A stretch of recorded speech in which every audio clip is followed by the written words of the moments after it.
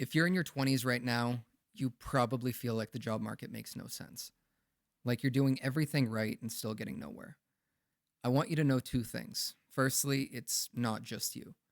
Secondly, there's actual data now that explains why it feels this way. Let's get into it. Let's start with the mood, because the numbers back it up. Gallup surveyed people across 141 countries and found something unusual. In the United States, young adults are far more pessimistic about their local job prospects than older adults are, a bigger generational gap than almost anywhere else in the world. Only 43% of Americans under 35 have said it was a good time to find a job locally, versus 64% of the Americans 55 and older. That's a 21-point gap. And out of 141 countries, the US ranked 87th for how young adults rated their job prospects. In most countries, it's the opposite. Younger people are usually more optimistic than the older ones. So this isn't just vibes or social media doom scrolling. It's an actually documented, unusually large confidence gap, and it's specific to the American labor market. Now, here's where it gets more specific and honestly more useful to understand.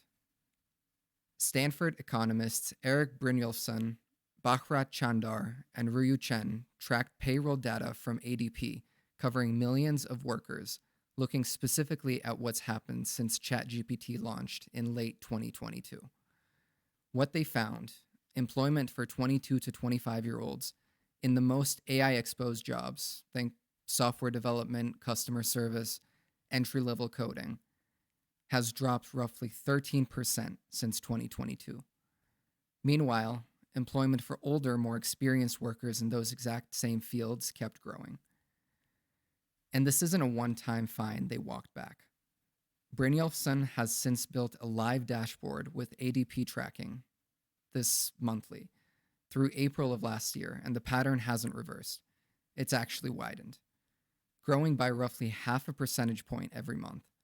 He's stress tested this against other explanations: interest rates, the tech sector specifically, and remote work, and the effect holds up every time. Here's the part that matters most for understanding why this feels so bad. The researchers found that this isn't really about mass layoffs, it's about the hiring. Companies aren't necessarily firing young workers, they're just not opening as many entry level positions in the first place. The front door to a lot of careers is quietly closing, even while the building itself stays standing. I want to be careful because it's tempting to blame this entirely on AI, and the research says that's too simple. The Economic Policy Institute looked at the class of 2026 and found that most of the rise in young adult unemployment is actually being driven by more people entering the labor force to look for work in the first place, not by college grads suddenly doing worse compared to their non college peers, a gap that's held pretty steady. In other words, more competition, not necessarily fewer total opportunities. At the same time, the Bureau of Labor Statistics is projecting that overall labor force participation for workers aged 16 to 24 will keep shrinking through 2034. And separately, this year gave us the worst summer job market for teenagers in almost 80 years. According to Challenger, Gray, and Christmas, the lowest teen hiring numbers since the government started tracking this back in 1948. So you've got a few things stacked on top of each other at once. AI quietly narrowing the entry point for exposed occupations, more young people competing for the jobs that remain, and a broader slowdown in hiring across the board. None of these alone would necessarily create a crisis. Together, they add up to something that actually shows up in how young people feel about their futures. I think the most useful way to think about it is this: the labor market isn't necessarily shrinking, it's reconstructing. The young workers are absorbing more of that reconstruction right now.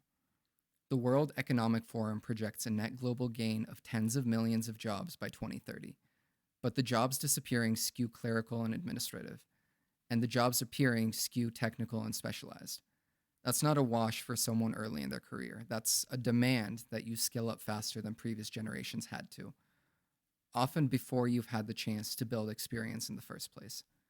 There is also a quieter, harder to measure cost here. Entry-level jobs have always been how people build what economists call career capital. The specific skills, judgment, and professional relationships you only get from actually doing the work. If that on ramp keeps narrowing, the effects won't just show up in this year's unemployment. They could show up 10 years from now in a whole cohort of workers who reach their 30s with less accumulated experience than the generation before. That's the real risk economists are flagging. Not a sudden collapse, but a slow structural gap that's hard to see happening in real time and hard to reverse once it has.